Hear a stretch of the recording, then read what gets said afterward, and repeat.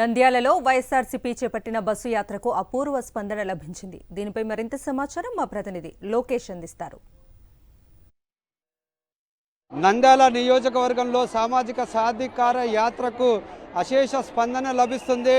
నంద్యాల నియోజకవర్గంలోని నలుమూలల నుండి చాలామంది ప్రజలు తరలి వస్తున్న పరిస్థితి అయితే ఉంది.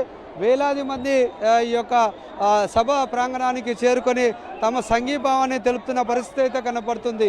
ఏదైతే వైఎస్ జగన్మోహన్ రెడ్డి పాలనలో ఎస్సీ, ఎస్టీ, బీసీ, ముస్లిం మైనార్టీలకు ఏదైతే సామాజిక సాధికారత కలిగిందో అది జగన్ వల్లనే సాధ్యమవుతుందంటూ ఇక్కడికి వచ్చిన ప్రతి ఒక్కరూ చెప్తున్న పరిస్థితి.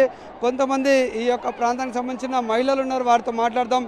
మీరు చెప్పండి, ఈరోజు సామాజిక సాధికారిత జగన్మోహన్ రెడ్డి పాలనలో ఏ విధంగా జరిగిందని మీరు భావిస్తున్నారు?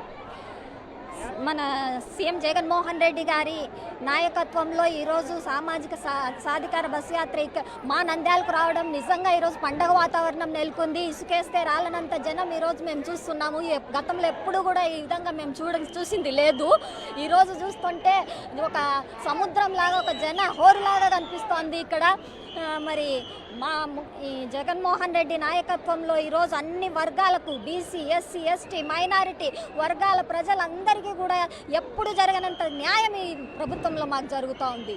బీసీలకు 50% అన్ని వాళ్ళల్లో నామినేటెడ్ పోస్టుల్లో ఈరోజు రిజర్వేషన్ కల్పించడం జరిగింది. మరీ ముఖ్యంగా మహిళలకు అన్ని నామినేటెడ్ పోస్టుల్లో అయితేనేమి, కౌన్సిలర్స్ కానీ ఏవైనా ఇతరత్ర పోస్టులు అన్నింటిలో కూడా 50% రిజర్వేషన్ ఇస్తున్న ఏకైక ముఖ్యమంత్రి మా జగన్మోహన్ రెడ్డి గారు. రాజకీయంగా ఒకటైనా ఆర్థికంగా కూడా మీరు ఎదిగారంటారా?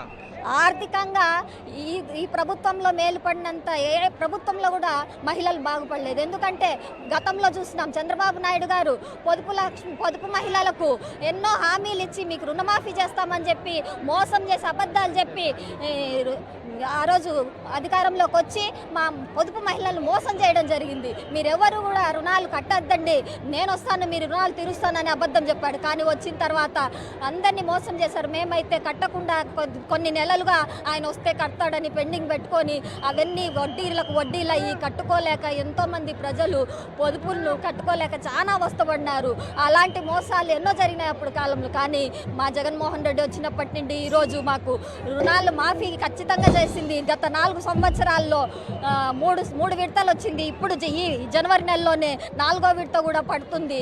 ఏదైతే వైఎస్ జగన్మోహన్ రెడ్డి పాలనలో ఎంతో అభివృద్ధి చేశారని, కులమతాలకు అతీతంగా, ఈ యొక్క పార్టీలకు అతీతంగా ఎన్నో సంక్షేమ ఫలాలన్నీ ఈ యొక్క ప్రజలకు అందిస్తున్న ఘనత జగన్మోహన్ రెడ్డికి దక్కుతుందని, రానున్న రోజుల్లో కూడా ఖచ్చితంగా జగన్మోహన్ రెడ్డికి తాము మద్దతు తెలిపి వైఎస్ఆర్ కాంగ్రెస్ పార్టీని గెలిపిస్తామంటూ నంద్యాల పట్టణ ప్రజలు చెప్తున్నారు.